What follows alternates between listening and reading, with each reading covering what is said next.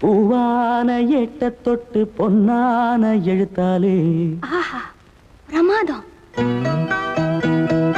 கண்ணான கண்ணுக்கு ஒரு கடுதாசி போட்டேனே. சபாஷ் சபாஷ். ஏட்ட பிரிச்சு ஏன் பாட்ட படிச்சு ஏந்திக் கொள்ளம்மா என்ன தாங்கிக் கொள்ளம்மா.